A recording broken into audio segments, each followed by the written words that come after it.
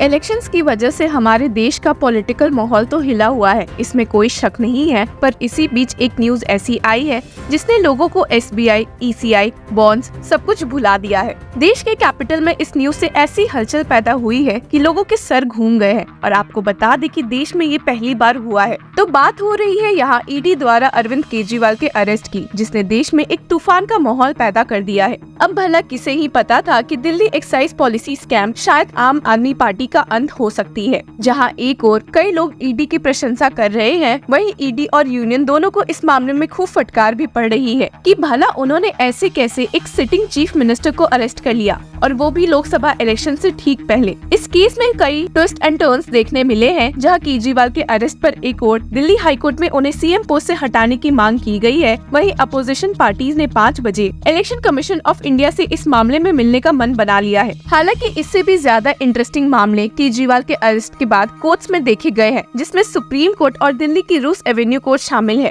जहां उन्हें senior advocate Abhishek Manu Singhvi represent कर रहे थे और जिनकी काफी heated arguments additional solicitor general SV Raju से देखने को मिली है। आपको बता दें कि मामले की शुरुआत होती है केजरीवाल द्वारा ईडी समन्स को दिल्ली रूस एवेन्यू कोर्ट में चैलेंज करने से, जहां पर additional chief metropolitan magistrate Divya Malhotra ने ईडी द्वारा भेजे समन्स पर स्टे लगाने से सख्त मना कर दिया था। जिसके बाद देरी नहीं करते हुए केजरीवाल ने इस केस में दिल्ली हाईकोर्ट का रुख किया। मामले में ट्विस्ट तब आया जब जस्टिस सुरेश कुमार कैल और मनोज जैन की बेंच ने केजरीवाल को कोई राहत नहीं दी, और जिसके ठीक कुछ समय बाद ईडी ने केजरीवाल को अरेस्ट करके देश में खलबली मचा दी। हार नहीं मानते हुए अरविंद केजरीवाल के बिहाफ में एक केस सीधे सुप्रीम कोर्ट के पास अर्जेंट लिस्टिंग के लिए उसी रात पहुँचा था, पर सीजेआई डीवाई चंद्रचूड़ ने इसे रात में सुनने से मना कर दिया। तो 22 मार्च यानी कि आज 10:30 बजे केजरीवाल की ओर से मौजूद सीनियर एडवोकेट सिंघवी ने सीजेआई को इस मामले के बारे में बताते हुए कहा कि अगर ऐसे ही देश में सिटिंग सीएम्स को अरेस्ट होने दिया जाएगा तो बेहद गलत होगा, and stated if this process continues many senior leaders may end up behind bars before the first vote is cast, please take it up. हालांकि सीजेआई ने कह दिया कि एक स्पेशल बेंच फॉर्म हुई है, आप उनके सामने चले जाए और बोल दे कि हमें सीजेआई ने भेजा है। आपको बता दे कि इस स्पेशल बेंच में जस्टिस संजीव खन्ना, एम सुंदरेश और बेला एम त्रिवेदी मौजूद है, और जब सिंघवी पहुंचे उनके सामने तो उन्होंने मामले को सुनने से अग्री किया।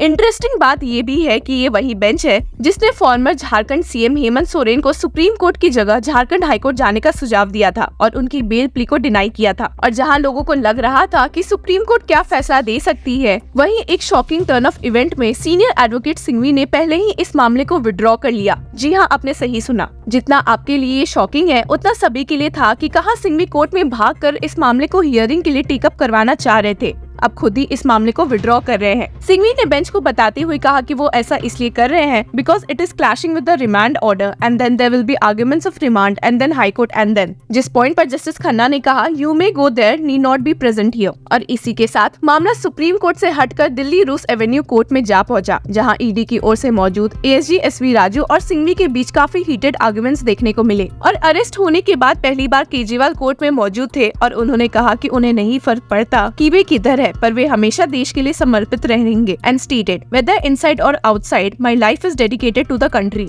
जज कावेरी बावेजा के सामने अपनी बात रखते हुए एएसजी राजू ने केजरीवाल की 10 दिन की कस्टडी की मांग की है और समझाना शुरू किया कि कैसे इस दिल्ली एक्साइज पॉलिसी स्कैम में केजरीवाल का एक खास रोल था। Raju stated Arvind Kejriwal is the kingpin of Delhi excise scam, he is directly involved in the implementation of the policy and giving favour to the south group. Raju ने यहाँ तक कह दिया कि the proceeds of crime extend beyond just the initial 100 crores. The profits gained by those who gave bribes also qualify as proceeds of crime. अब फिर सिंघवी ने अपने आर्गुमेंट्स रखते हुए ईडी से कहा है कि आखिरकार अरविंद केजरीवाल को अरेस्ट करने की जरूरत क्या है, उन्हें ये साबित करने की सख्त जरूरत है। Singhvi stated First thing that ED must show is the necessity to arrest. The ground of arrest furnished does not show the necessity to arrest at all. The fact that ED needs to further trace the money trail does not form the ground of arrest but of interrogation. Singhvi ने आगे कह भी दिया कि ED ने supreme court के Pankaj Bansal judgement के पालन नहीं किए हैं और इस मामले में तो सुप्रीम कोर्ट को खुद ही एक स्ट्रिक्ट एक्शन लेना चाहिए। सिंघवी ने ED को फटकारते हुए ये भी कह दिया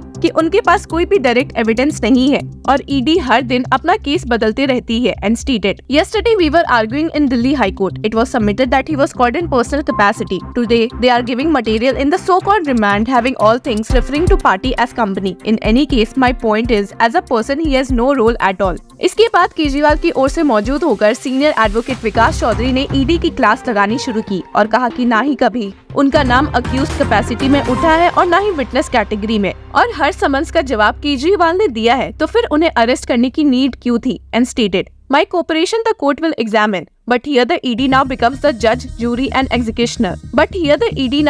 judge, jury and executioner.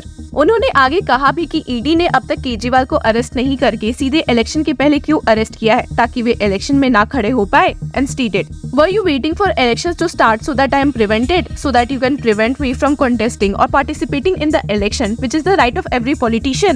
If a sitting CM is arrested in this fashion, we are moving a small application for rejection of prayer of remand." Senior advocate Chaudhary ने जैसे ही अपने सबमिशंस खत्म किए तो वैसे ही सीनियर एडवोकेट रमेश गुप्ता ने अपने सबमिशन शुरू किए। हालांकि एएसजी राजू ये देखकर भड़क गए कि केजरीवाल को 3 काउंसिल रिप्रेजेंट कर रहे थे और कोर्ट को बताते हुए कहा, "3 counsels can not argue for 1 person. This is all playing to the gallery for the media. This is time consuming and unheard of." हालांकि अपनी बात रखते हुए सीनियर एडवोकेट गुप्ता ने कहा, "Now they say they want police remand for interrogation. Section 19 says when you have conclusion of guilty of offence, that means they don't have any evidence against me. That means they have already concluded I am guilty of offence." Senior advocate Gupta ने ये भी कहा कि अब जाकर ED कह रही है कि अरविंद केजरीवाल एक बहुत ही इम्पोर्टेंट प्लेयर है इस मामले में, और ये बात उन्होंने पिछले 1 साल से तो नहीं कही थी। इन सब के बाद वापस से एएसजी एसवी राजू ने अपने रिजॉइंडर सबमिशन सुनाते हुए स्टेट किया कि जिन पॉइंट्स पर केजरीवाल की काउंसिल्स बहस कर रहे हैं वो केस के ट्रायल में डिसाइड होगा और न कि अभी हाल ही में रिमांड के समय। एएसजी राजू ने कोर्ट को बताते हुए कहा कि अरेस्ट कब करना है ये इन्वेस्टिगेटिंग ऑफिसर ही डिसाइड कर सकती है, और वैसे भी केजरीवाल के खिलाफ काफी सबूत है, and stated, "Nothing to show that the arrest is in contravention to Section 19. There is sufficient material that he is guilty of the offence prima facie." हालांकि इस पॉइंट पर सीनियर एडवोकेट चौधरी ने राजू को टोकते हुए कह दिया, "Till yesterday, their stand in the High Court was that he is not an accused. We are not calling him except in his individual capacity. The history would judge us poorly if we don't perform our duty diligently, and I am only performing mine." आपको बता दें कि केजरीवाल की ओर से मौजूद होकर senior advocate Abhishek Manu Singhvi ने काफी heated arguments Delhi high court में भी रखे थे, जहां उनके और ईडी की ओर से मौजूद एसवी राजू के बीच काफी झगड़े हुए थे, जिसने कोर्ट को भी काफी सोचने पर मजबूर कर दिया था। सिंघवी ने ईडी को फटकारते हुए कहा कि इलेक्शंस के इतने पास आकर वे केजरीवाल को इतने समन्स जानबूझकर भेज रहे हैं ताकि उन्हें अरेस्ट कर लिया जाए, और इसलिए ही उन्होंने इंटरिम प्रोटेक्शन की मांग की थी। सिंघवी ने बताया था कि केजरीवाल को ईडी के सामने मौजूद रहने में कोई दिक्कत नहीं है, पर उन्हें पूरा विश्वास है कि ईडी समन्स के बहाने उन्हें अरेस्ट करना चाहती है, जैसा कि अब इस केस में हो चुका है। हालांकि इसका पलट जवाब देते हुए एसजी एसवी राजू ने बीते दिन दिल्ली हाईकोर्ट में स्टेट किया था, "When did we say we are calling for arrest? We are calling for interrogation. We may arrest, we may not arrest." दोनों साइड की दलीलें सुनने के बाद जाकर दिल्ली हाईकोर्ट बेंच ने अपना फैसला सुनाया था और कहा था, "At this stage we are not inclined to pass any order." ED और केजरीवाल के तीनों काउंसिल्स की बात सुनकर जस्टिस कावेरी बावेजा ने अपना फैसला रिजर्व कर लिया है। तो देखना है कि अब ये फैसला कब लोगों के सामने डिस्क्लोज होगा और क्या केजरीवाल को राहत मिलेगी या नहीं। तब तक के लिए तो केजरीवाल जेल के अंदर ही दिख रहे हैं और बेल भी अब होली के बाद ही मिलने की ज्यादा संभावनाएं हैं। तो अब देखना ये होगा कि आम आदमी पार्टी का अब अगला कदम क्या हो सकता है। इस मामले के लीगल अपडेट्स और डिटेल रिपोर्ट से जुड़े रहने के लिए कीप फॉलोइंग लॉ चक्रा।